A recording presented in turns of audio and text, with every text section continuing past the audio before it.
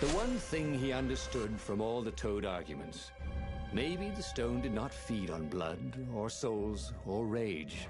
It fed on empathy. It fed on the pain he felt when he put an end to another being's existence. Even if that other being was a raven intent on killing him. If he could find peace, then he could use the power of the Iblis stone without being taken over by its evil. Yes, that was the way to defeat the Iblis stone. The mountains. He would go to the mountains. He could find peace there.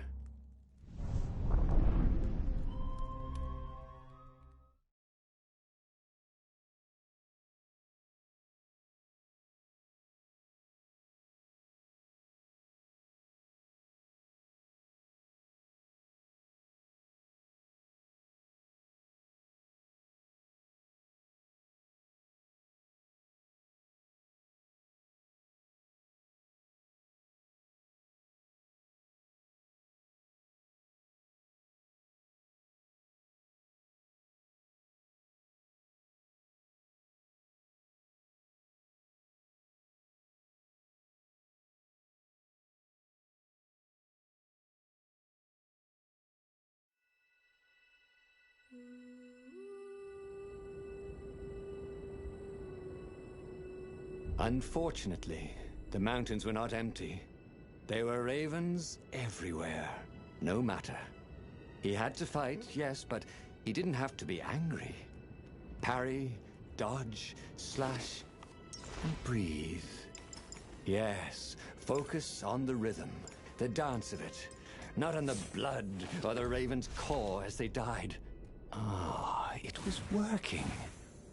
He wasn't feeling those dark jolts of eldritch energy. He wasn't feeding the Iblis stone.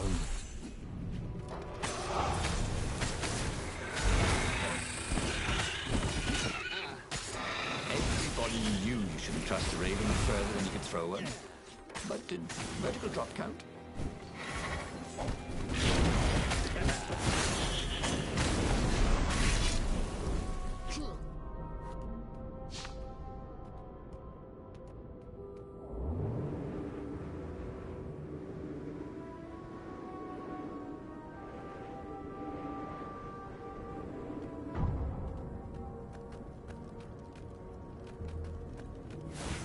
Hey, I got this friend who's a swan. Could he join up? He dyes his feathers.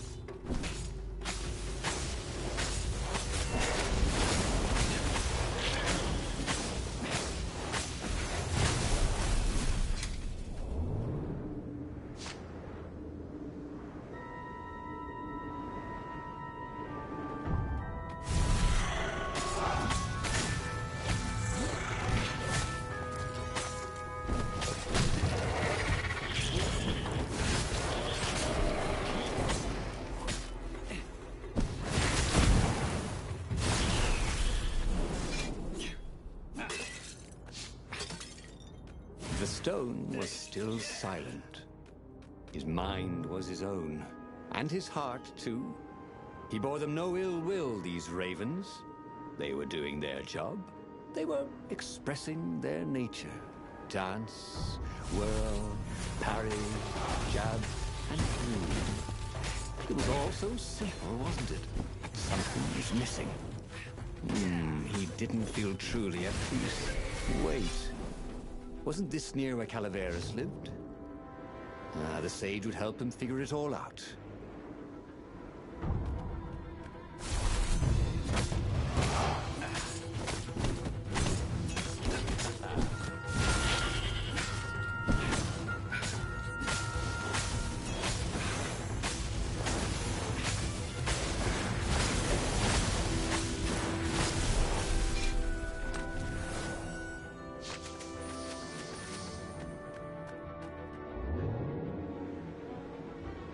Oh, they really ought to put a railing on this thing, he thought.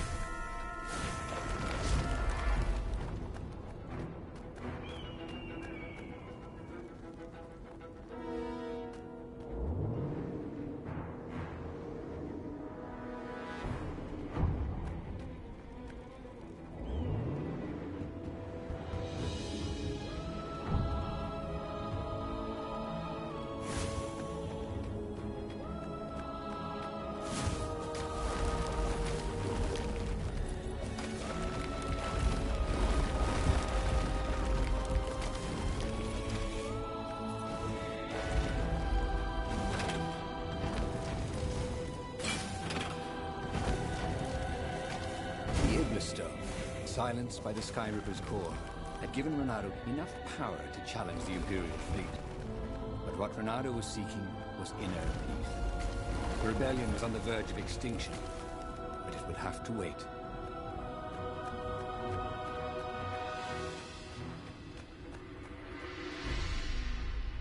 At the end of the mountain path, he found the wise Calaveras in his workshop.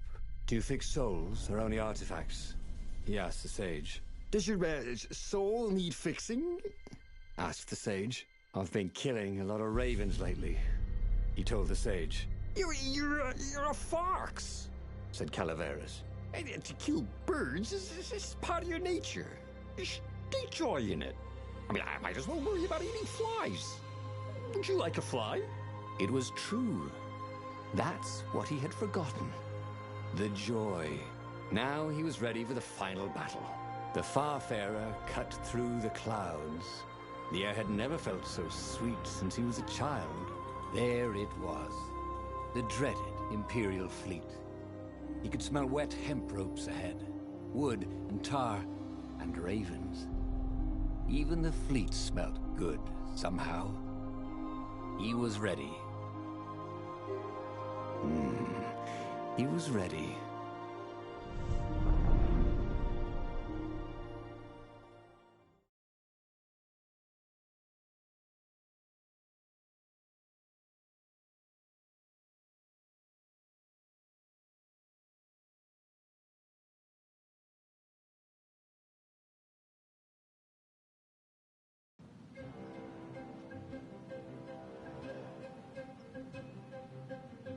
Renato had it all squared away in his head. He would kill the Emperor. Isengrim III had begun well, but he had gone mad. He was trying to invoke the lost gods by means of dark, blasphemous rituals.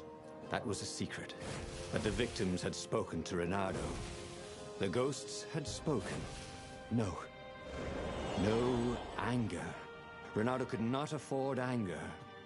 It was empowering the crystal in his sword. That made him stronger, but it clouded his mind. He would not be a hero. A hero strives. Renato would just be one with everything. The Emperor would die, and the wheel would turn, and all would be restored without rancor, without sorrow, without pain.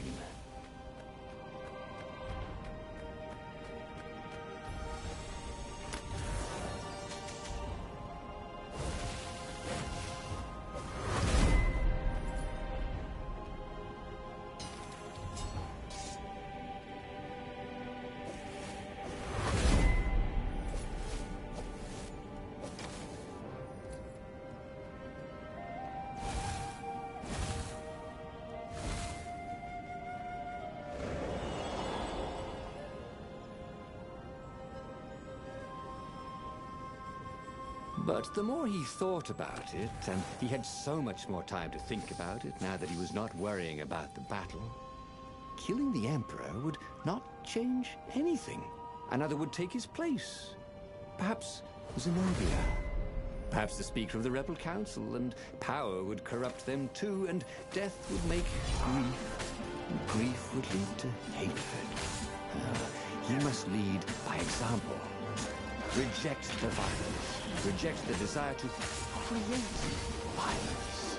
But how?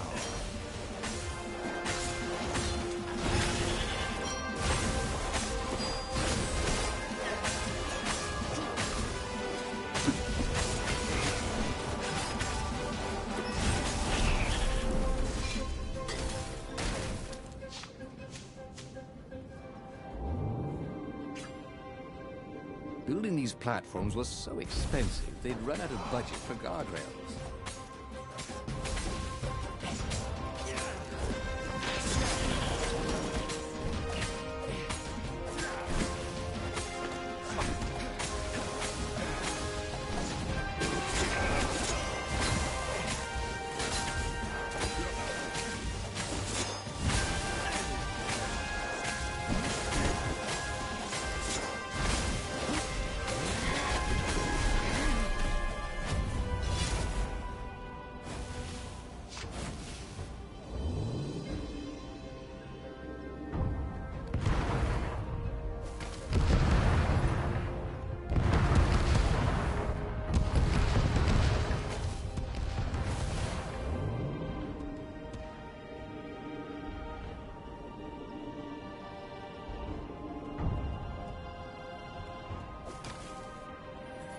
Soon he'd confront the Emperor.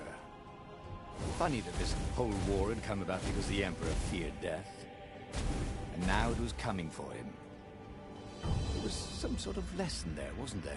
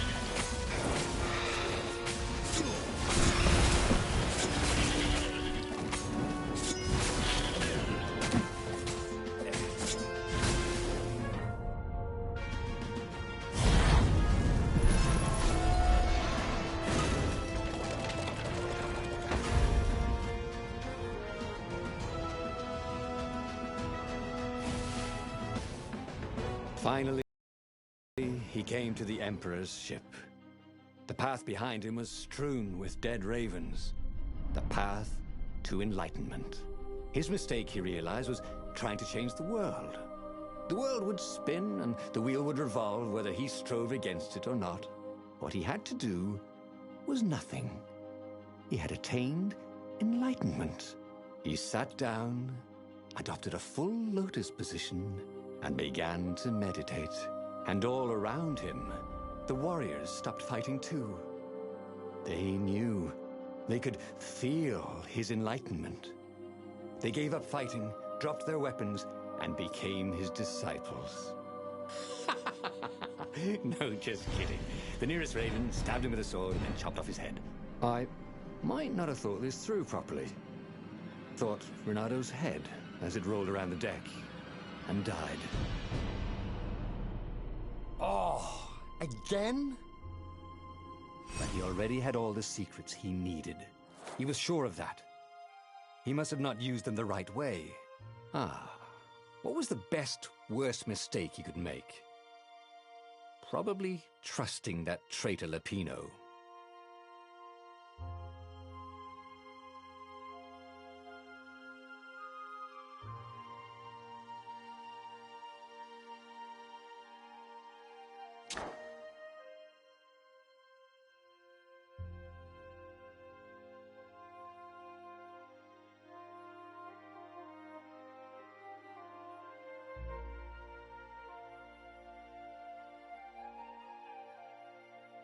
Pages fluttered to the beginning once again.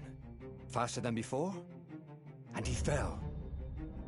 The clouds parted over the Isles of Boreas. It was time to choose. The rebellion was in trouble. Ravens were scouting for the secret rebel base. They needed a game changer. Pieces of the Sky Ripper had surfaced. Renata knew that using it could go catastrophically wrong. But he was sure he could figure out how to use it safely. Also, a temple had risen out of empty desert. The Iblis stone was hidden there.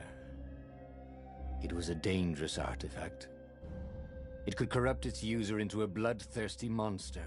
Maybe he could find a way to use it, to take its power without surrendering to its wickedness. And also, his old friend Lupino needed rescuing. Of course, Renato had a pretty strong suspicion that Lupino had betrayed the rebellion, and he had a gut feeling that he needed to use that to his advantage.